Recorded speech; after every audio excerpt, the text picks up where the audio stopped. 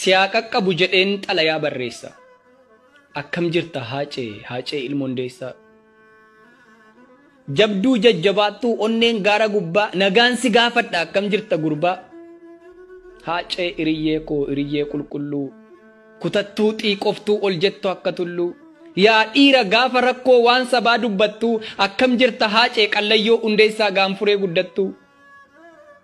Biyyootti nu maktee gaddatti nu naqxee akkam siif ta'eeraa bakkee ati dhaqxe. Bakka dhaqxe sana achuma fageenyaa jirtuu nuun jedhime haace si dhageenya. Utoo atalbee hojjennaan CD kee eebbisuuf guyyaa gaarii eenna. Ati duute awwaalamnaan siidaa kee eebbisuuf yoom herregnee beenna. Nutoo waltajjii guddaa sii dhaabnee galatoomisiin jechuuf guyyaa gaarii eenna. Suuraa kee maxxansinee nagaan boqodhu jechuuf yoom herregnee beenna. Mee maaltu maal ta'e takkaadhuma ol jettee nutti hin dubbattu. Qallayyoo hundeessaa gaanfuree guddattu.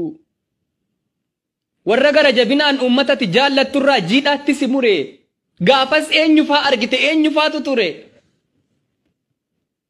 Afaan kee dubbatu. Wajjin teessee haasoftee wajjin nyaattee dhugdee kan beektu keessaati. Moo kanit hin beekne fuula keessummaa fi fuula bineensaati. Dhoksaa si dhaqattee dhoksaatti si dhootee eenyu fa'i haacee warra akkas si goote. Aarsaa godhamuun kee silaa kee kan dhabu. Maal balleessite immoo siin jedhan waan sitti man qabu. Kanatti hojjette kanatti dubbatte kan biyyi dhagaye. Dubbii keessa kamtu murtoo kana hangaye. Kan durii kan ammaa kan gamaaf gamanaa. Dubbii dhumtadhaa'ee aarsaa si taasise kamiree namana. Meenutti mi haacee qixxee kuma. Maal ture ree jechi kee ni gaafas galgalaan ni gaafa dhuma. Qarqara du'aarraa gaafa nagaa dhaamte.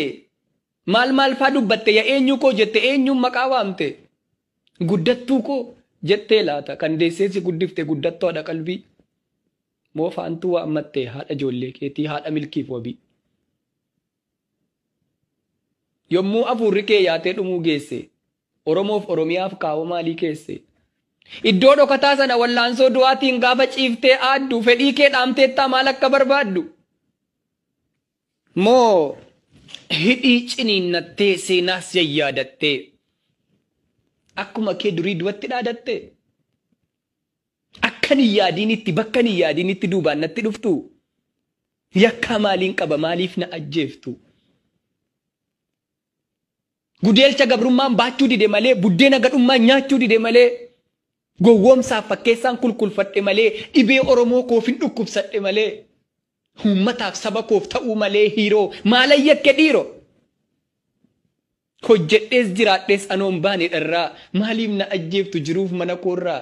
Ijoolleen guddisaa xiqqoolleen turtanii maaf yeroo kanatti du'a naaf murtanii. Egaa arga gootanii egaa erga ta'e. Maaf lafatti badaree akka burqaa yaa'ee.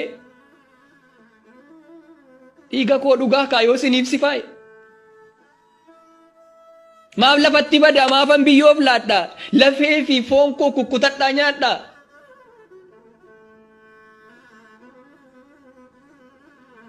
Akkuma kaleessaati anarras hin sobu. Dhiiga tolaa miti dhiigni koon ni cobu. Badee afaa silaa gatii dhabaa silaa. Bakka dhiigni koo cobetti seenaatu biqila. Hadhaba kanatti inaftu dhugaan koo. Dhaloonni lakkaa'ina abbaasa gumaa koo. Biyyoon na leellisa awwaalli na jaja. Oromoo lammii koof du'uun naaf kabaja. An sodaadheen beeku kallattii hundattu. Qallayyoo hundeessaa gaanfuree guddattu. Jettee dhaadattee laata akkuma kee durii. Moo maal faa jettee maal dhaammatte tarii.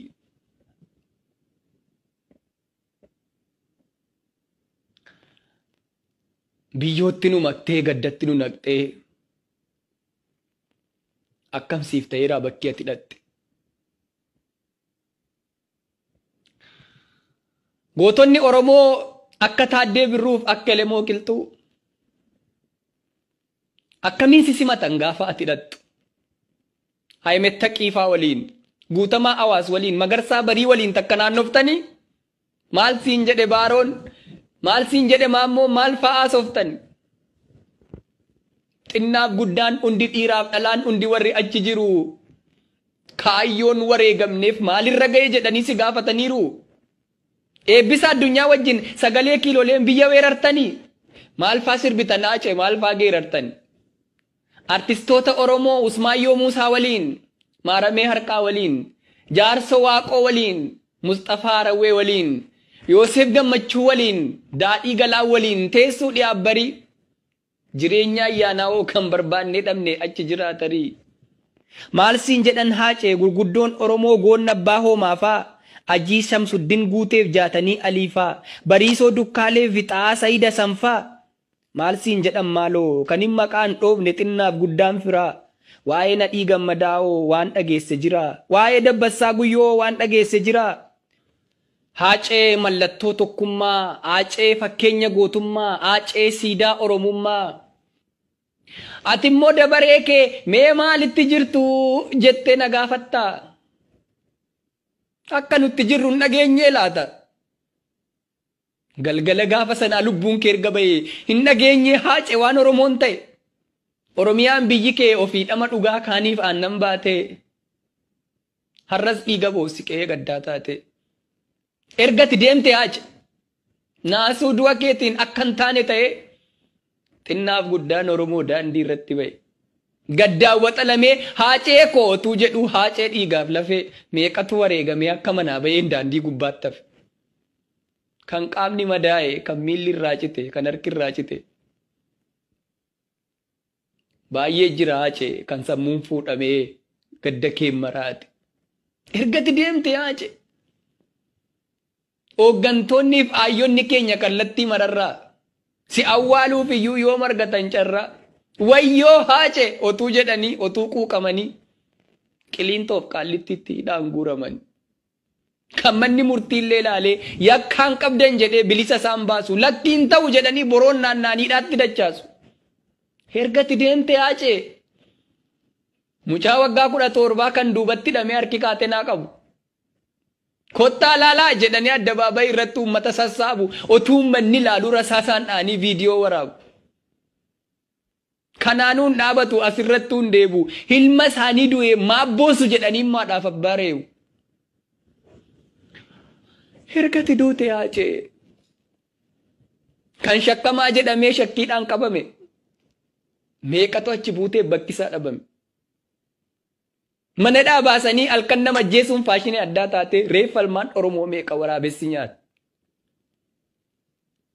Ergati deemte Haacee kan hin tilmaamamne, kan hin dubbatamne, jireenya wal darbaa kan miila akka harkaa sadurii caalaattuu dhugaa dhabne bakka. Dirqama jireenyaaf waan hunda dandeenye kun erga si dhabnee waggaa tokko geenye. An Oromoof qaaliidha jettee otuu nu abdattu. Otuu dhugaa keenya dubbattee lubbuu keeyyuu laattu. Dalga nutti galee akki jiruu keenya dhugaa kees hin baafne gumaa kees hin baafne harka duwwaa teenya. Garuu atoon duuneem Haacee ilma Hundeessaa galmee seenaa gubbaa kabajamtee teessa. Akkuma tu jettee seenaa hirmi nyaataa goonni fooniin miti hojiidhaan jiraata. Ati seenaa hojjetteetta kan darbee jiraatu waggoota kumaa fi lakkisiif hin boonyu boonyus ofumaa fi kan otuuti jirtu gatii kee wallaallee hirqinfannee boonyu ergasi awwaallee. Kan otuu gumaa kee dhugaa kee hin baasii waggaayyuu qaqqabne kan akkati nuuf taate siif ta'uu dadhabne. Fooniin nu biraa dhibdus arras goota keenyati booris goota keenya. Warra jiruuf malee siif immoo maal boonya? Eeyyee warra jiruuf boonya. Warra gaarii hojjetee dhalootaaf hin taane. Warra amminniif jallinni garaa keessaan baane. Warra waadaa kee nyaatee tokkummaa mancaasu. Warra abdii Oromoo lafatti harcaasu. Warra waadaa kee nyaatee gandummaa lallabu. Warra callaa dhiisee abaqiif gaggabu. Fooniin nu biraa dhibdus arras goota keenyati booris goota keenya. Warra jiruuf malee siif immoo maal boonya? Eeyyee warra jiruuf boonya. Warra loon facaasee balfa loonii tiksu. Warra faayidaa arraaf mana boorii jigsu.